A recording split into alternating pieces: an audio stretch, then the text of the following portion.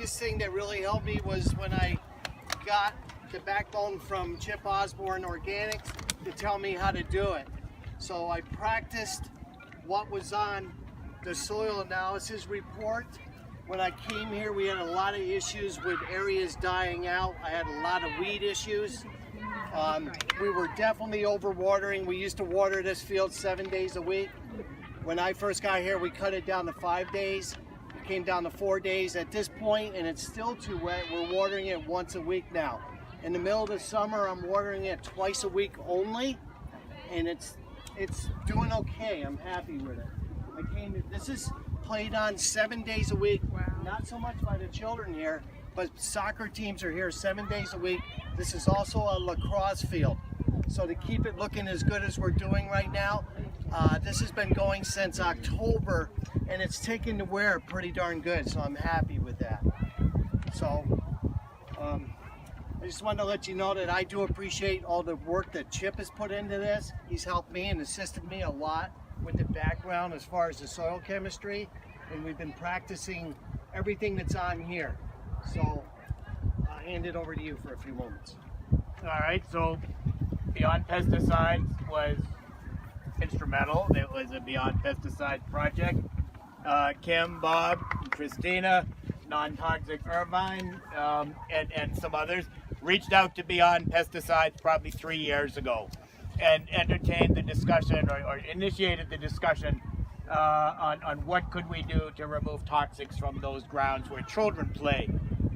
Worked very closely with Drew. I don't think Drew's here, and Jay, Jay Feldman. I'm sure you all know Jay, our executive director, and lots of discussions over the course of a year, which culminated in actually Jay and I coming out here to start some real hands-on work. When we first got here, there was more brown than green. There was never a focus to get rid of weeds in year one. That's the difference on what we do organically and what the conventional industry does. Because if a conventional practitioner had come in here, the first thing they got to do is put down a weed killer. Our approach is the first thing is let's just change the soil and make the grass grow. And we'll deal with the weeds in time. So you could walk through here and you can find, but look where we're standing here. Right on this exact spot, we have pictures. There was probably 30% turf grass and 70% either bare spots or other species. So what we ended up doing is coming out and doing soil tests. We did soil tests to find out the sand, silt, and clay percentage. We did soil tests to find soil chemistry, meaning those macro and micronutrients and the pH. Soils here, crazy high pH, almost up to 8. And these soils have something in the soil called an exchange site that holds on to nutrients, but 14% of the exchange sites had salt on them, sodium. We've reduced that to down to 4, just through changing the biology. And that was the third soil test we did, was the biological basis of the soil, where we have tests now where we could take this soil, send it to a laboratory, put it under a microscope, and identify everything that's there. So that's really what we worked with. One of the first things that went down, one of the first recommendations that went down here was molasses to feed bacterial life and humates or humic acid to feed fungal life. More important than nitrogen, phosphorus, and potassium. And those of us that understand conventional agriculture, all we've been taught for 100 years is just pound it up with NPK. NPK was secondary to building the biological life. So ended up in a program for a full year. We wrote a 3-year program. We have completed year 1 in its entirety. We're beginning year 2. What I'm seeing today is where I would have expected to be a year from now. So this kind of an expectation would be the end of a year 2 expectation. And correct me if I'm wrong, we came in pretty close to the cost of what they were doing chemically. So when we started with the pilot study, I took it off of Chip's report. The study was defined, potassium was low at 173 to 286 parts per million. The recommendation was to add sulfate of potash. The action was one-time application sulfate of potash here. Now the potassium is at 312 parts per million. We hit it, which was great. The organic matter was low here. It was 2.8 to 3.3. that's why they were watering it so much. They were actually watering this grass 5 to 7 days a week, and it was still brown. They couldn't figure out what was going on with it. So once we added the organic matter, it helped to retain the moisture that we see. So what I did is I top dressed with 70-30, which is a mixture, followed by seeding and composting. I increased the compost from what they used to put in here, 30 yards a year, to 130 yards. Now our organic matter is now at 6%, and that's right where I like it. The biomass, the bacterial and the fungal fractions were low. So molasses was added for bacteria, humate was added for fungus. So I applied molasses at 450 pounds an acre with 1% humic acid in the organic fertilizer. That test just came back. I don't have that with me. We're getting ready to retest this now because we're getting ready to do the rehabs. I told my guys I don't even think it needs a rehab, but we're going to do it anyway. We're going to aerify it. We're not actually going to add any chemicals, just aerify it. I believe that's all it needs. I'll see what happens when the soil test comes back. The sodium here, when we tested, was unbelievable. That's a part of reclaimed water. Irvine has a lot of sodium in it, and we're always fighting that. All my fields, I fight that. I currently manage 43 school sites. We're building 3 more new ones, and I'm putting a lot more of my input on how they're building these sites now. Rather than just putting in the material that they used to, we're actually adding the correct micronutrients.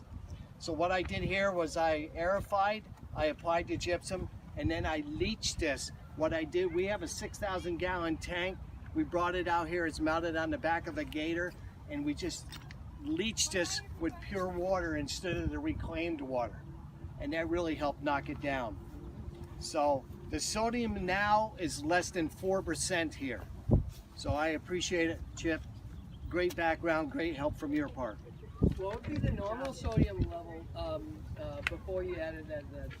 Yeah, almost all my sites are up about 726. We tested one last Friday, which is on the other end of the town. We're over 900 parts per million there. Wow. So this region of the country has high sodium in soils, as does like areas of Nevada, Utah, down south here, high sodium, which in other parts of the country we don't experience.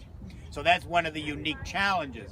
And that's one of the things about natural turf management or organic, is they say, well, yeah, you guys can do it in New England because you have the right soils, you have perfect soils, you don't have salt, you don't have this and that. So here we are in one of the more challenging regions of the country, and in about 15 months, as long as you focus on the living portion of the soil. So what's happening, we are putting an organic fertilizer here that has some nitrogen and has some potassium in there, but really what's going on, and the reason for that molasses and the humic acid, is because we have a bacteria down, and when they cut the grass and they leave these grass clippings that are right down there, the saprophytic fungi are going to break those down and convert it to nitrogen. They're going to break that down. That bacteria breaks that down, converts the nitrogen to the form the plant can use. So now the bacteria has the nitrogen in its body, and a higher level organism called a protozoa, you probably remember that from science class, the protozoa eats the bacteria. And as soon as that happens, nitrogen is released immediately. So the goal and what is happening here today is 2.5 pounds of nitrogen, and good grass needs 5 pounds of nitrogen a year to stand up to kids. The conventional industry makes us buy it all from a bag. We're buying less than half of that from the bag, or maybe about half. And so what's happening now today, when you see this, is 2.5 pounds of nitrogen are being cycled every 30 days to the grass plant by those microbes. Fertilizer has nothing to do with it. Wow. So that's the goal. So what's going to happen here a couple of years from now, you already heard how water got reduced. A couple of years from now, fertilizer gets reduced. And eventually, all they're going to have to do is continue to feed the microbes. And the cost drives through the floor. So for a municipality, it's a no-brainer, because you can deliver a property like this that can exceed expectations. The industry tells us that you can't take away chemicals, you can't take away salt-based water, salt-based water-soluble fertilizers, because you're going to have weeds, you're not going to have any grass, and the whole thing will collapse.